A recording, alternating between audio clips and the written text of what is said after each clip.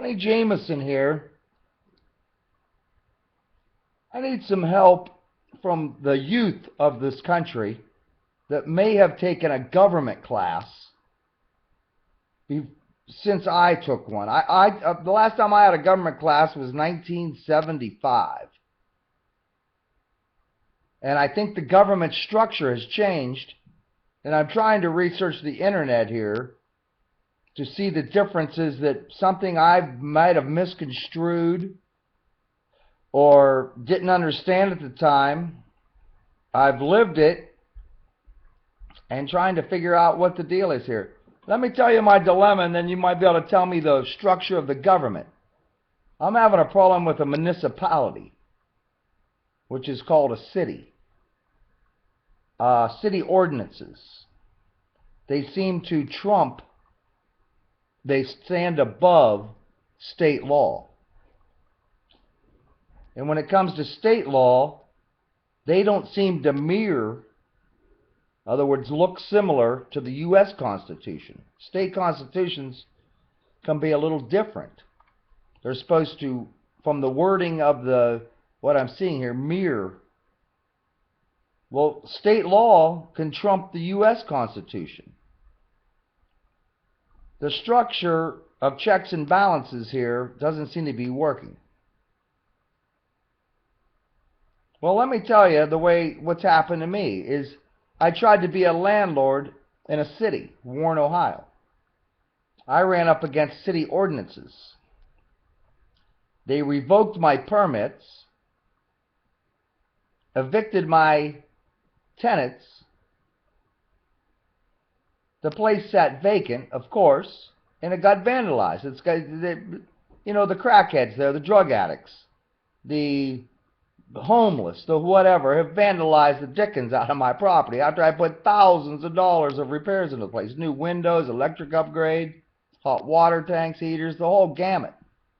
Very heart-wrenching. Well, it turns out that in that city, if you can't get enough out of the copper wire that you've stolen at the scrapyard, you're getting cigarette money and beer money, you've got to get $80 a day to stay in jail there. It's an alternative jail. You have to pay to stay. So if you don't have the $80 a day to stay in jail, you can't stay in jail. So they process you, put you on probation, tell you to come in and say hi to them once a week or something, or a non-reporting probation. In the meantime, the place has sat vacant for, 5 years. The city is able to get grant money from the federal government, which they're not mirroring those laws.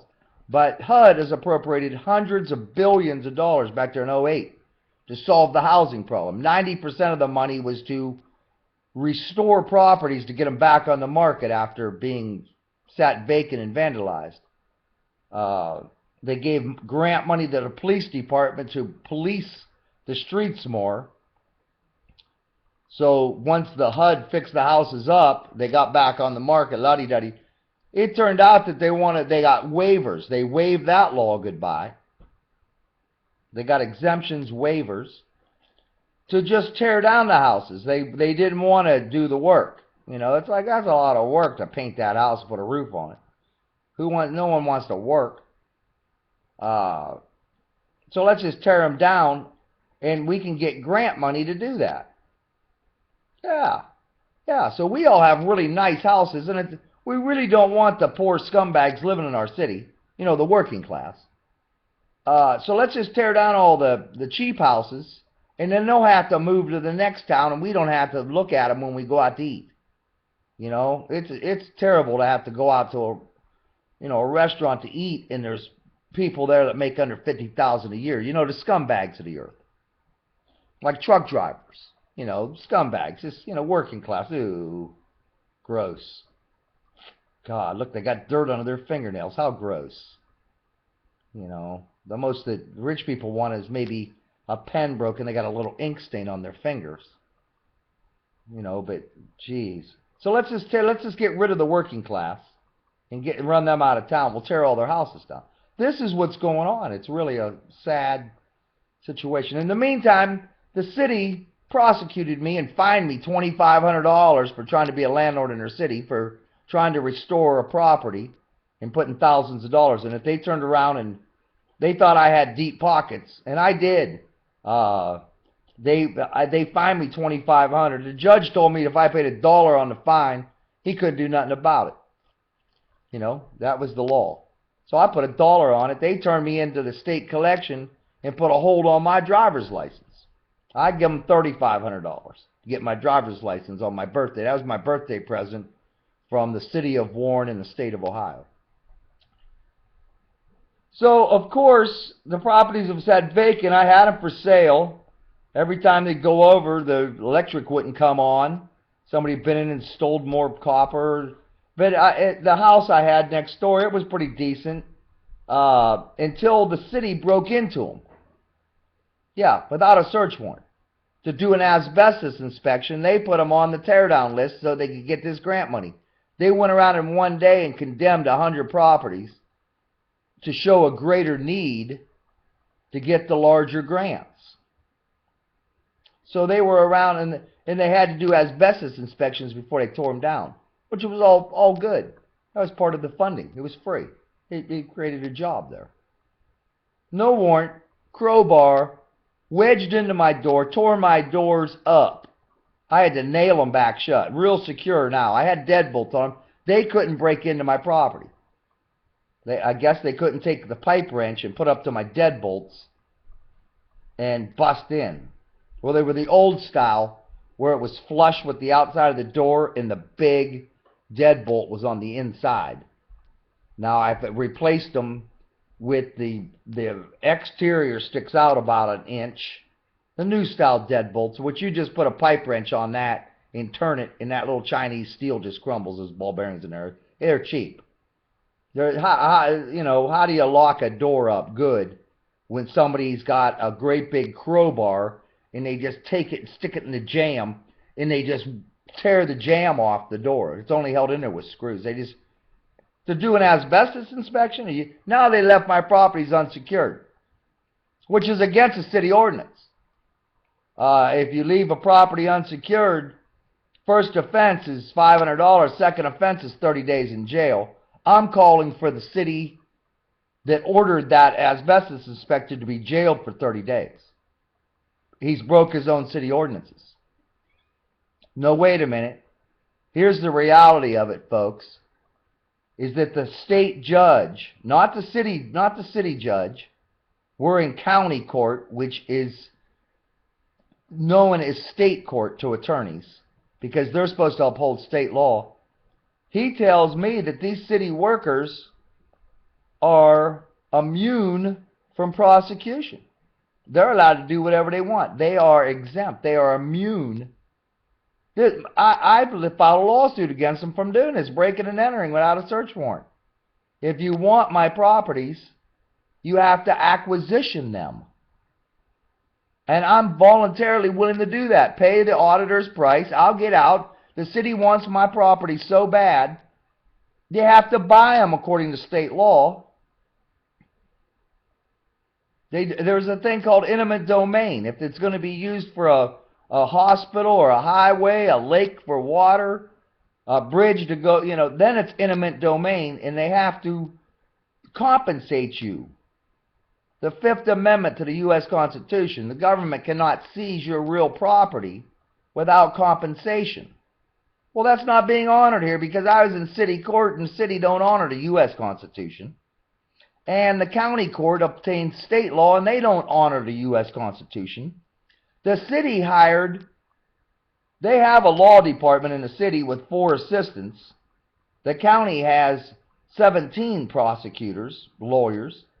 No, let's not use them. They hired lawyers out of Cleveland, Ohio.